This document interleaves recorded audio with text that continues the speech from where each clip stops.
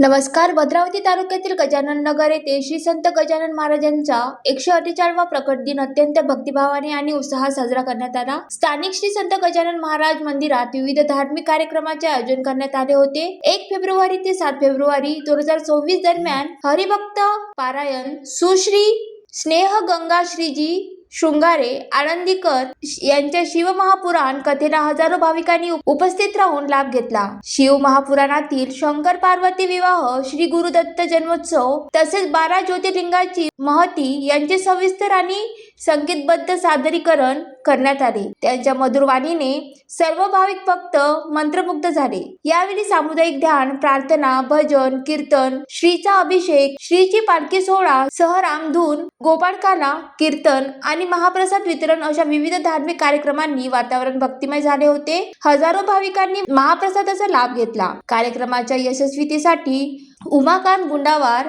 अजय बुरबादे, रमेश काळे, अविनाश गिरसावडे, बंडू दरेकर, विजय डंभारे, उल्हास भास्करराव, अनिल चटप, शुभम मारेकर, सुनील रोडे, नामदेव क्षीरसागर, हिरामन कोडगले, सुदाम ठाकरे, घनश्याम दडमल, दामोदर अंबगुरवार, अशोक उध्वरवार, राजू उईके, रामचंद्र उलमाले, नाना हजारे, वैभव बोंथले, संजय एकरे, ज्योतिताई चटप, सुषमाताई बिसेन, जयाताई बुरबादे, जयाताई रोडे, सुमनताई आतकुलवार, प्रेमिलाताई क्षीरसागर, स्नेह मारावार, वंदनाताई बावणी यांच्यासह अनेक गजानन भक्तांनी मोलाचे सहकार्य केले.